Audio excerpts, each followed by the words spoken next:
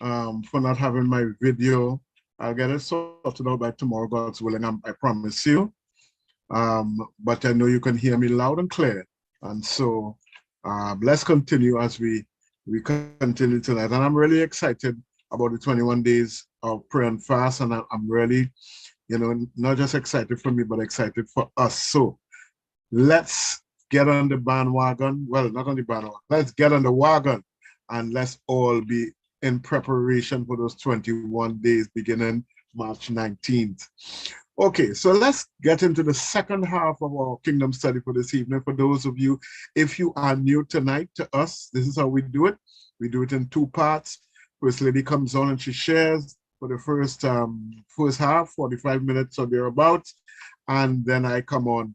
This part of the kingdom study is interactive. You got a chance to stop me, ask questions, participate. There are some scripture verses that we would have placed in the chat, and we want you to pick a verse to read. And please, folks, when you get your verses to read, have it ready. Don't wait until we call on you and then go looking for it. Please have it ready so that you can read it right away. It is going to save time. Okay, so we have been looking at pleasure, having pleasure, lovers of pleasure more than lovers of God. This is what Paul told Timothy in 2 Timothy chapter 3. He's talking about the last days and what is going to happen in the last days. And one of the things that is going to happen is that people will be lovers of pleasure more than lovers of God. And we have looked at pleasure because we have established that there's nothing wrong with pleasure. There's nothing wrong with being pleased. In fact, it's a good thing to be pleased. It's a good thing to have pleasure. It's a good thing to enjoy yourself. It's a good thing for something to amuse you and to make you feel good. We all desire that.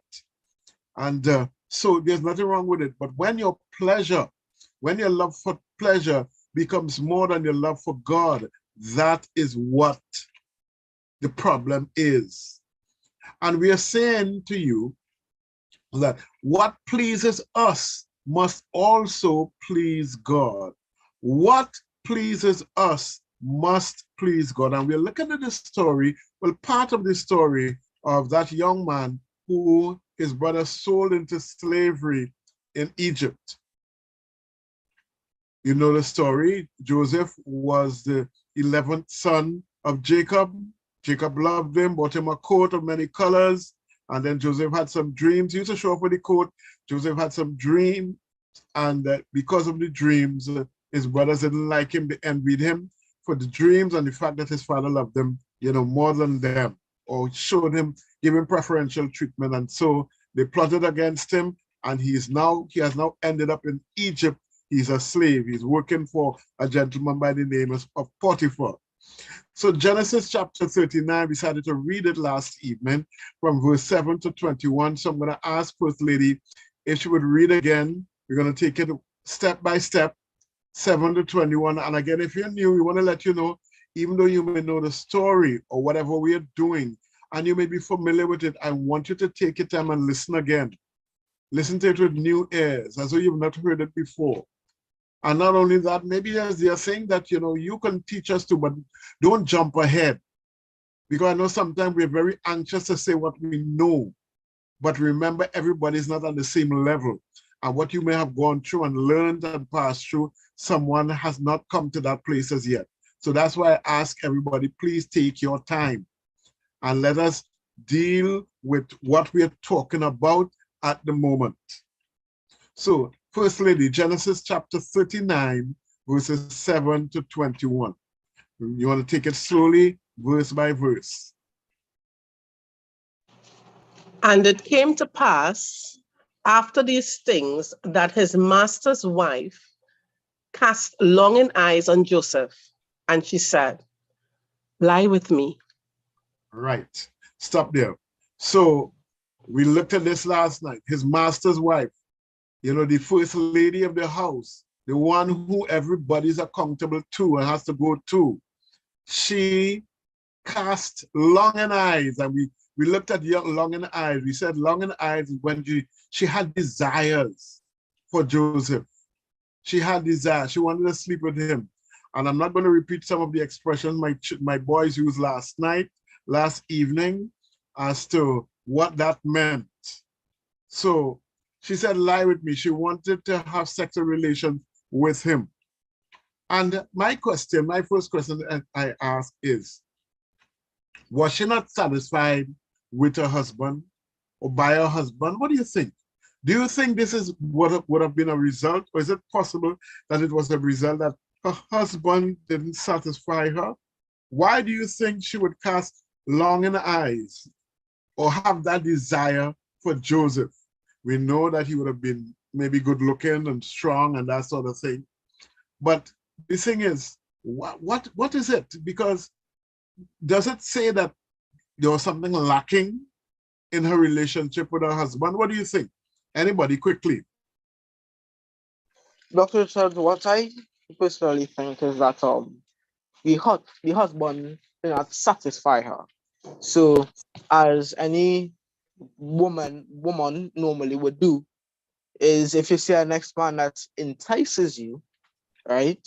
You would go and look at him. They see David, he's a strong, handsome man, right? Joseph. So you would have sorry, Joseph. Sorry, Joseph.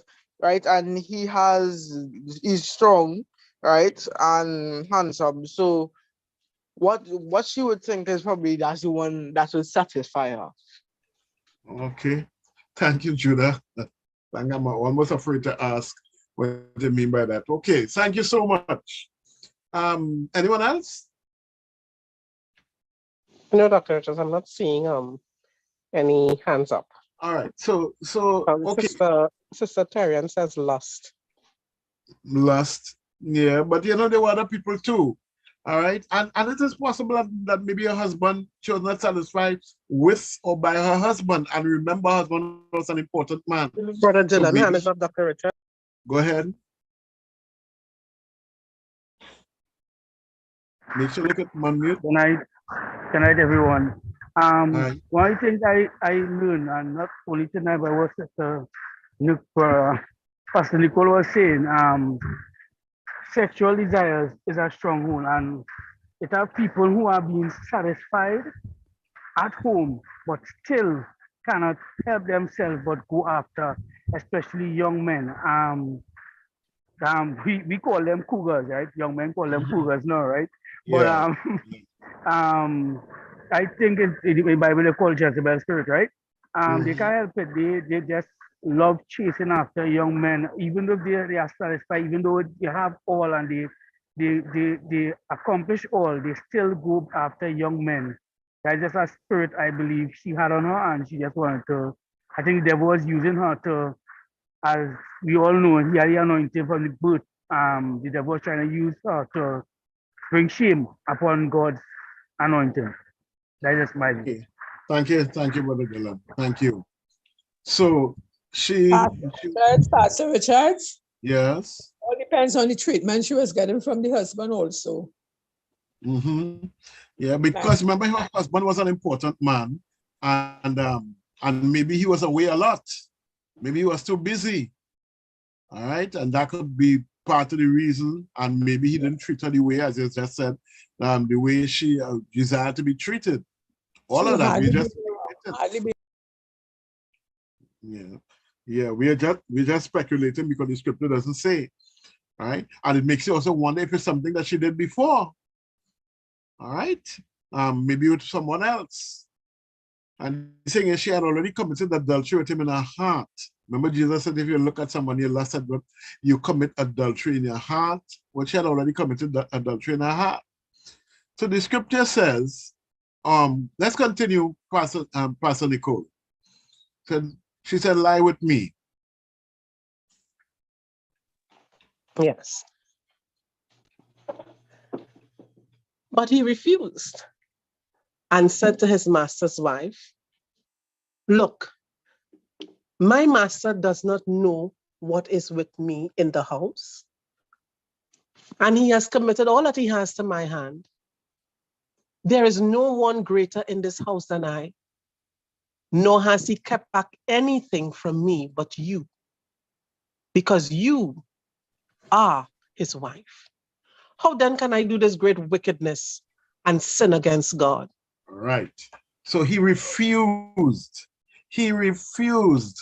I know we don't have much men in this family even tonight, but as a man, would it have been easy? What would you refuse such an offer from the head of the house? Huh? Would you refuse? And I don't want you to answer. I just want you to think about it. Would you refuse? He refused. He said no, which means that it is possible to say no. It is possible. Some men will tell you, well, you know, a beautiful woman, she's gorgeous, she's lovely, she has power, whatever it is. I can't say no to that. But he said no, he refused. And he said to his master's wife, he said, my master doesn't know, you know, what is with me in the house. And it's interesting, he said, my master. This is a man who came from being a master himself. And now he was a slave. So he has accepted the fact that he has a master and he's humbled by it. So he said, my masters know what's going on in the house. And he didn't say, your husband, you know. He didn't say your husband, he said, my master. So he was acknowledging his relationship with the gentleman. He said, my master doesn't know. And he said, there's no one greater in this house than I. And he hasn't kept back anything from me but you. There's nobody greater in this house than I know. You know, there's some people who would take that to mean, hey, listen, I have the right to have more because I'm the greatest in this house. So if his wife wants to be with me, yeah, well, why not? And that's how some men would think. But Joseph used that same position that he had. And he looked at it another way. He said, listen, there's nothing in this house that I cannot have, but you are his wife. I cannot have you. And he went on to say, just read over verse 9 again, Pastor Nicole. Sure, Dr. Richards.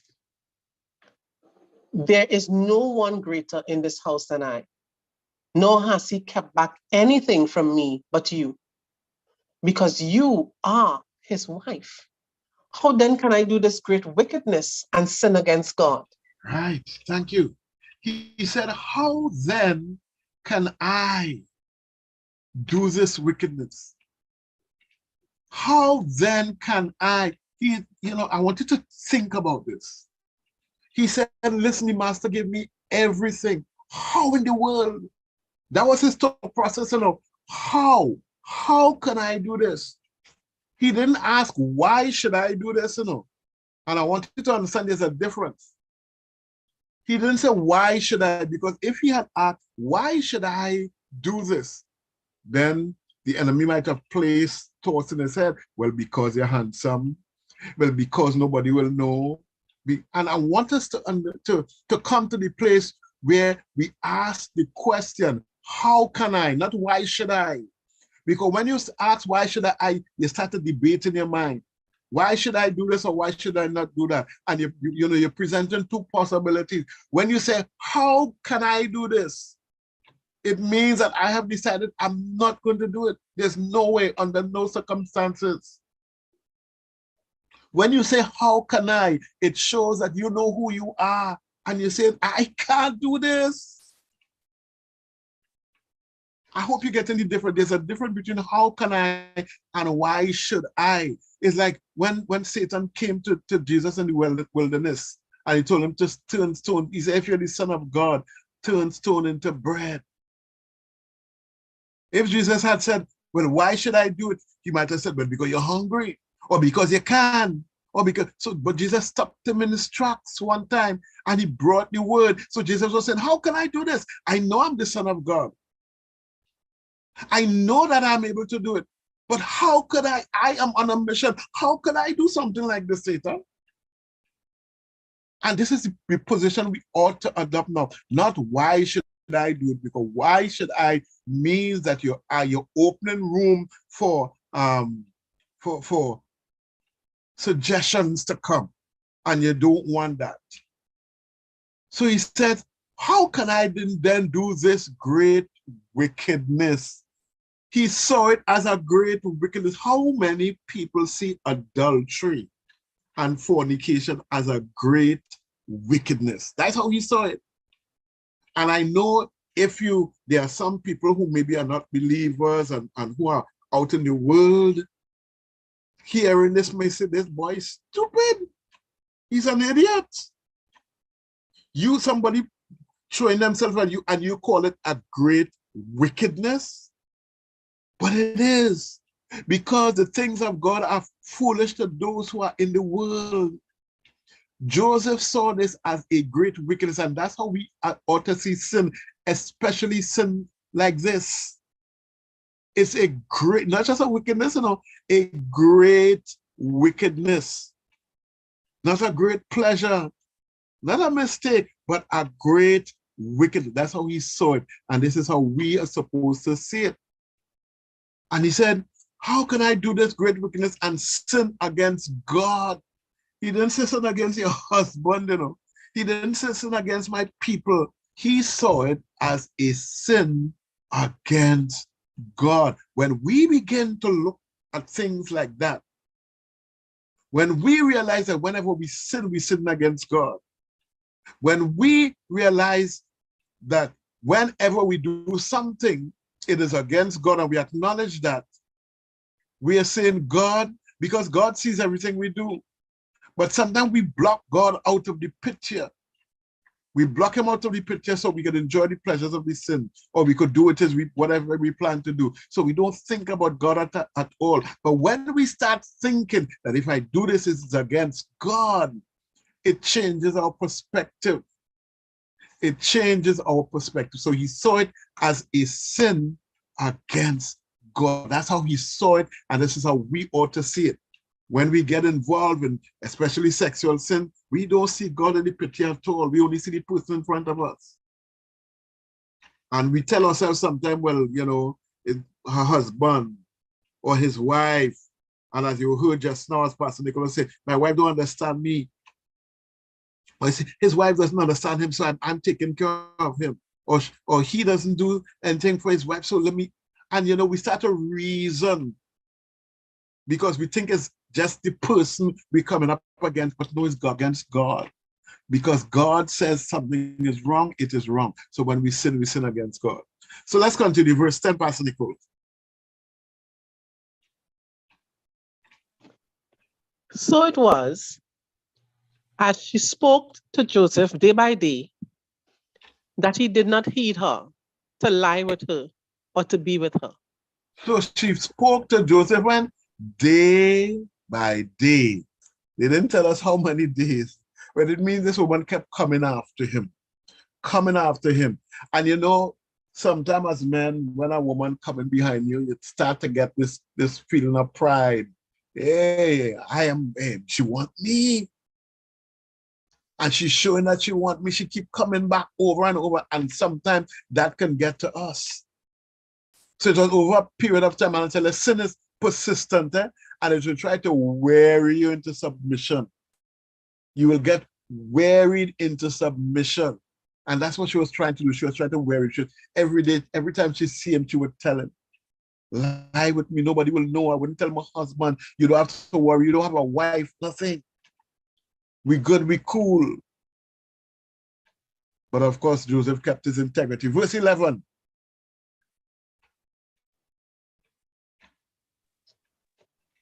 But it happened about this time, when Joseph went into the house to do his work, and none of the men of the house was inside. Right. So this particular time now, none of the men of the house was inside. Now, I wonder, I don't know about you, I wonder if she planned that. I wonder if she organized, to have him there alone. And what does it say about her character wanting to sleep with a slave? It says something about her.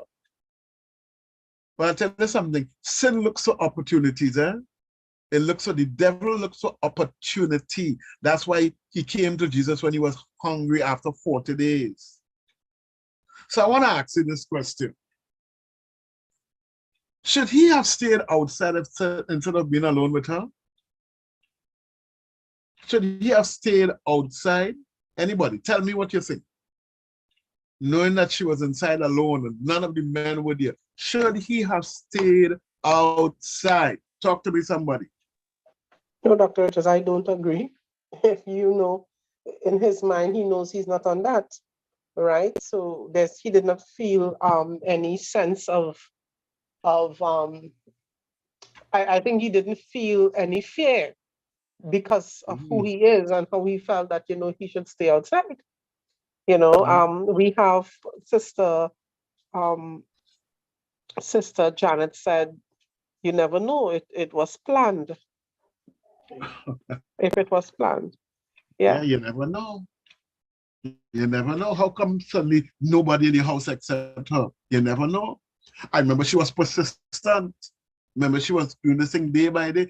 Maybe, as I say, if you keep doing the same thing over and over and expecting a different result, that's a definition of madness. Maybe she realized I had to do something different now. So instead of having the men in the house, maybe let me get them some work to do outside. But the question is, when he saw that, shouldn't it have alerted something in him to say, not me, I ain't going inside the day with this woman? Or was it just that he was in the wrong place at the wrong time? Like David. Maybe Dr. Richards, maybe to him, he kept telling, it's like Dr. Richards, it's like if somebody keeps coming at you and you know that you are not on that, you wouldn't be fearful or intimidated by them. I don't tell you how I feel. You could blow your horn how much you want and you could dance the ballerina. It doesn't bother me because I'm not interested in ballet. In ballet. I'm just saying that. So you think his mind wasn't there at all? He didn't think, he didn't go down that road. And he probably didn't think that she would come with that because he have every single day he told her no. So he, to himself, he's thinking, well, I always telling her no, she can't be serious, that kind of a thing. That's just my take on it. We have again, Sister Janet said she was watching every step he made. Sister Susan said probably he had to work to do, and he had work to do, and he went to do the work, so he couldn't stay outside. Yeah, well, exactly. Big Bible said he had to go in to do his work, right? He went into the house to do his work, whatever that work was. All right, and it would have taken great strength of character for him to resist her. It would have taken great strength of character for him to say no over and over. And remember, he came from a place where he used to give orders. He was his father's son. Now he's a slave, not by choice. And here he had an opportunity to be with somebody above his status now because he's a slave now. Here he has an opportunity to be with someone who is he not going after the person, they're going after him. And one of the things, the strongholds that First Lady was talking about was bitterness.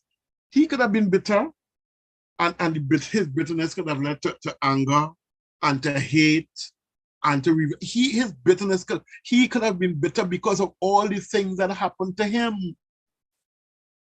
Here he was far away from his home. His brothers did this to him. And he could have been just waiting on that could have turned him into the kind of person that an opportunity like this, he would have taken it. It could have done that to him. And that could have been a stronghold in his life, but it wasn't. So let's look at verse 12. Dr. Richards, we have Sister Ursula says next to his, he has to follow instructions of his master and wife also. Diane says the integrity, doing what is right, regardless of who is around or seeing it, comes from within. Correct. And Auntie Gail says the devil got into her to sin. Yes, because the devil will use anybody who is willing to be used. That's right. So we're reading from verse 12. Let's do verse 12.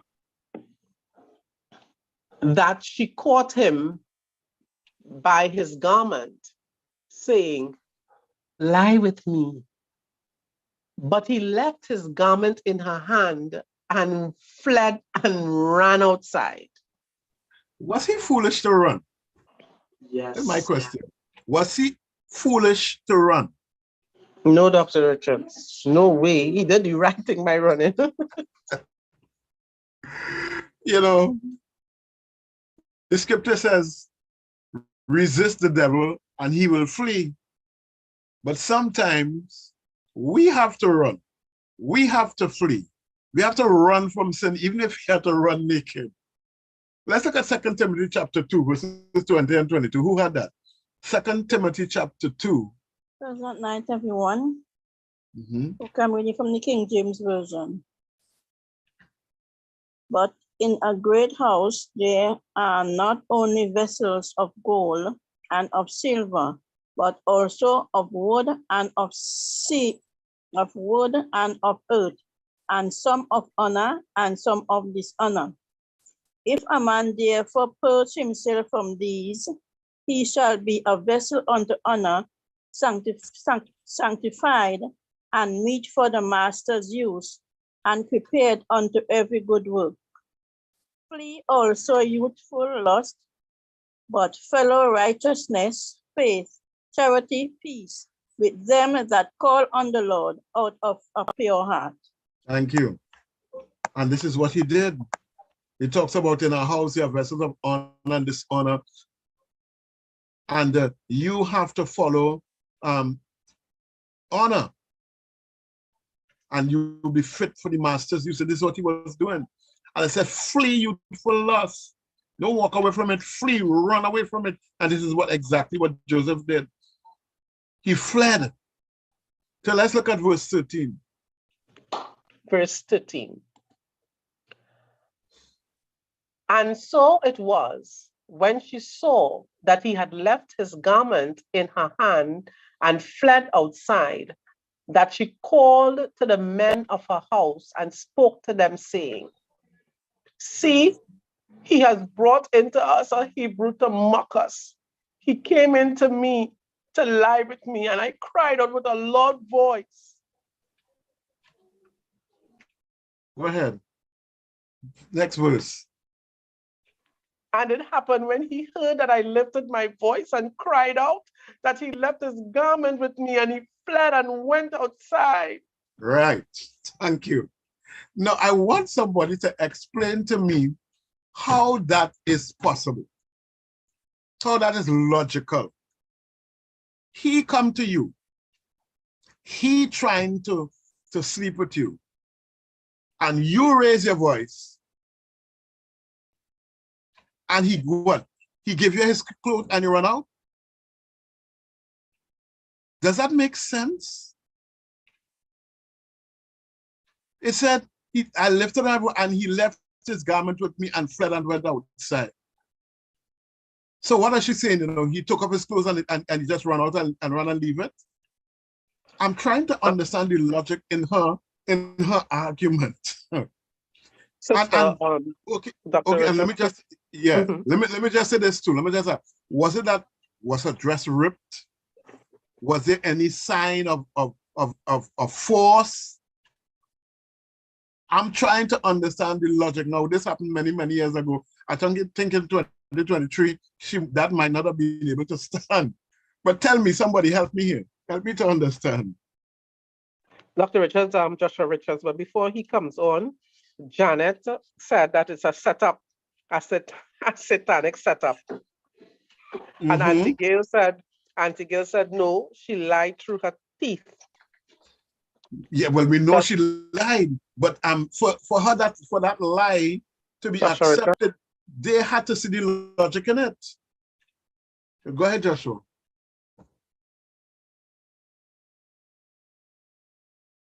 Yes, Dr. Richards. I personally don't think it's the lie or the fact that she lied. I feel like it's the fact that she was the wife of the head of the household, so they would not think to question her, I guess, even though there was no evidence whatsoever. I think they just went with it because she's their boss and they didn't really want to question her. So I don't think it's just that there was no evidence. I mean, there was no evidence and it wasn't really logical what she did, but maybe she knew that they would believe her because of her status in the hierarchy, I guess. But that's what I think. Thank you. Anyone else? I think, Dr. Richards, that she was embarrassed that he, you know, she probably thought if she had come on to him, he'd have given. I think she was ashamed. She felt humiliated. And because of that, now she wanted to get back at him. So she cried rape. Or Mhm. attempted rape. But I'm still trying to understand, and I understand all that.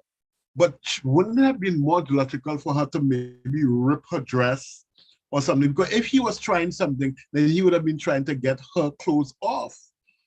But he left his clothes. His clothes. Doesn't that suggest that she pulled the clothes off of him?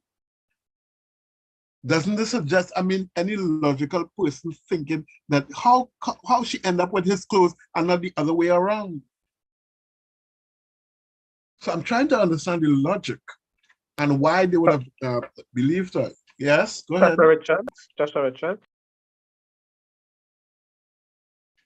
Okay, so Dr. Richards, as I was saying, that I think maybe what went through her mind was, well, she didn't really, I don't think she planned on him rejecting her to that degree, like him running away. I mean, I know that she probably thought that eventually he'd give in, but I don't think that she thought he would run away. So she just did the first thing that came to mind. So given the fact that she didn't plan it, she didn't really rip the dress and all of that, because I guess that didn't come to mind. Like, she didn't think about that. So as he ran away, I think she did the first thing that came to mind, which was to call out to everybody. Okay. Thank you, Joshua. Anyone else want to add anything? Yes, we have Sister Ursula hand is up, and Sister Susan said Sister Christine said she was the aggressor. Sister Susan said it sounded like you grabbed the child close, like you want to beat the child, and his something, her clothes came out in their hands. Sister Ursula. Good night, everybody. One point I want to say too is that whatever the clothes, the garment, what came out in her hand, remember, it's not just all of the clothes. It had to be a special garment that he wore constantly, that he have the rights to the whole house except for the master's wife, right? And she knows that. And that is how, okay, this don't have to have like a short sleeve or long sleeve, well, say long sleeve, right? Like a robe. And anyone who see this robe, they know that they had to have full respect for him, except for the master and his wife, right? So she maybe grab on it and it ended up pulling out according to it. But you have to remember also that when this incident happened, the woman maybe dismissed everybody around her, all the servants and them, right? And she planned her thing, and she called for him, but he didn't know it had no servant running around. So that is why she did this. Thank you. Okay, thank you. So okay, so this thing happened. She said to him again, lie with me. He said no. And because that, he decided, wow, I getting out of here. All right. So Dr. Richard's brother Zeno said because their minds were all in darkness, blinded, so they won't believe anything else. all right. And Auntie Gail said she was in shock because he refused her, so she did it to save herself. Now, you see, I understand what Ole is saying, and you're all correct. My question is, how did that stand up? How could people believe something like that? How could you say this man tried to sleep with you, but you have his clothes? Not that your clothes was off. He didn't. If he tried to rape you, then your clothes would have been ripped. Your clothes would have been off. But she has his clothes in her hand. So what is she saying? He came in and stripped himself, and is that what she's saying? Dr. Richard, so that is what I was trying to get from you. Dr. Richards, remember the main thing is that he's a Hebrew, and it's the same thing happening in society now. Once you're black, you're guilty. You know, that kind of a thing. So maybe it's because he's a Hebrew, everybody believe it, you know? Once he's a slave, he's guilty. All right.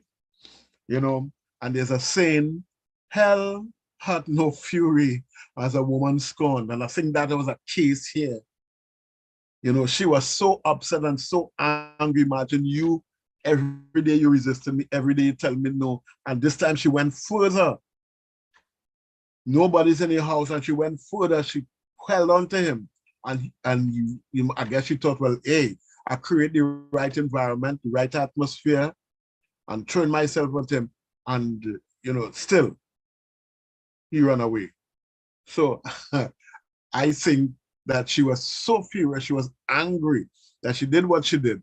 But I still cannot understand why, you know, people would have believed that. But anyway, 16, verse 16.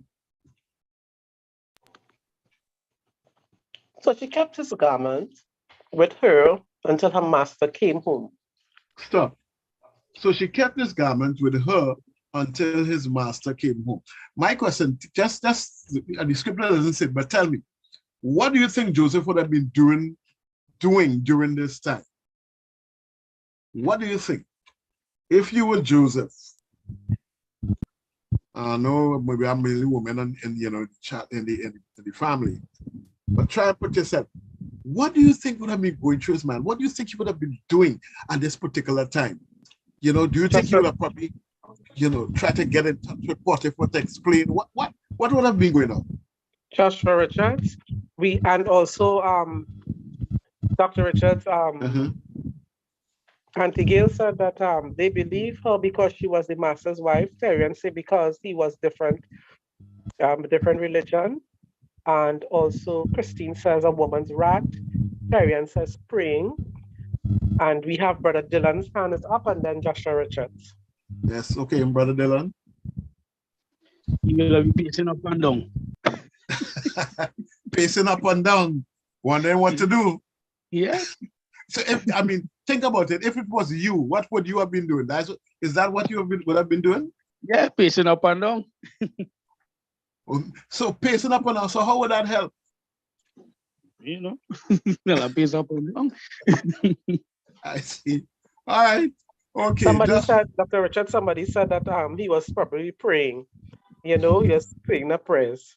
Joshua Richards? Yeah. Dr. Richard? Yes, Dr. Richard?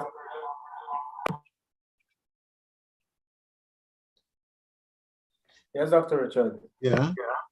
I think that he was probably hiding from her, because she came again another time and he ran out of the room. And I guess the first thing that would come to mind for me, the first thing I think that he would have done, or if it was me, I would have hid from her. So that's what I think he was doing. I think he was hiding. Okay. But okay, so he's hiding. But don't you think, I mean, he ran away from there. He may not have known that she called the people and told them what was going on. Maybe he thought that as she had been constantly behind him, that she might have kept his coat, not said anything because he knew what she wanted. So maybe he wasn't pacing up and down. Maybe he wasn't hiding. Maybe he was going about his business as usual. Maybe he put on his clothes and you know, maybe because I don't know if he knew that direction was going to take, because that was the last straw for her, and I don't know if he would have known that. Maybe he thought that, you know, she would have tried again some other time. So maybe it didn't go through his mind that, you know, he would have been in trouble or not. Maybe, or then again, he left his coat and there it is, his coat got him in trouble again. The first time he had a coat of many colors, that got him in trouble with his brothers. Now he have clothes again, and the same and more clothes getting him in trouble. But anyway, so we're not sure what he would have done. Dr. Richards, as I said, Terrence said praying, And Diane or Diane, I'm not too sure, Diane says, questioning God, why? What did I do? Why is all this coming up against me? And Ah, Marcia said, some people believe a lie faster than the truth. depends on who tells it. It depends on who tells. If we live of life faster than the truth, depends on who tells it. And yeah, you're right. He could have been questioning, Lord, why? Why is this happening to me? Why it is I didn't do anything. Look, my brothers sold me and I'm here and I'm doing my job. I'm doing it well. You know, the master is pleased, so pleased that he promoted me. And now why? Why is this happening? So he could have been questioning. All right, let's read one more verse and then we'll close off here for tonight. And then she spoke to him with words like these, saying, the Hebrew servant you brought to us came into me to mock me. So it happened as I lifted my voice and cried out that he left his garment with me and fled outside. Wow. So she's telling her husband now what happened, what happened. And I mean, she knows exactly what she's going to say. Huh. Do you think Potiphar would have questioned his wife at all? As to would it have occurred to him that his wife was lying? Yes, Dr. Richards, yes, he knew his wife was lying, but he's so ashamed he had to do something. He knew his wife was being whorish. You think so? Yes, that's why he Really? promoted, because remember, because of Joseph's personality, he made Joseph the second in his command. And you wouldn't do something like that if you don't trust somebody. He trusted Joseph, and he knew that I am convinced that he knew Joseph didn't do that, but he's so ashamed about what his wife, behavior was, that kind of nasty behavior, that he had to do something to take shame out of his face. Diane said she tried to indirectly blame him by saying the Hebrew you brought in. That's right. The Yeah. Hebrew servant you brought. Yeah, so yeah. So she's shifting the blame. She's saying it's not my problem. It's not me cause this is you. You brought somebody here and he interfered with me. Right? This is what she was saying. But we're gonna stop here for tonight. We're gonna complete this story tomorrow evening, God's willing. So because we only have a couple of more minutes and I do not like to keep you over the time. So we're gonna continue, and you can read the story, especially these verses that we are doing here. Read it, and so come prepared tomorrow to get a little more interactive as well. Right? It's Genesis chapter 39, verses 7 to 21. Genesis 39, 7 to 21. Come tomorrow night and be prepared to give a little more insight on what you think, what you glean from it after you read it, and let's enjoy. Let's learn together. Let's learn together, all of us. So God bless you. Have a wonderful night. Remember, we have communion tomorrow, God's willing, at 8 o'clock. So we expect to see everyone here. And again, if you're new, when we have communion, we ask people to put on their video for at least that part of the session where we're doing the communion. So make sure that you have video ready and work with your bread and your wine, which could be whatever is representative of the body. Your unleavened bread, maybe a cracker biscuit, that sort of thing, and wine, non-alcoholic wine, your Ribena or I can't remember the others. And let's obey God. This is what he instructed us to do. Jesus Christ instructed us to do, to remember him until he comes again. So God richly bless you. I love you dearly. From my house to yours, much, much love.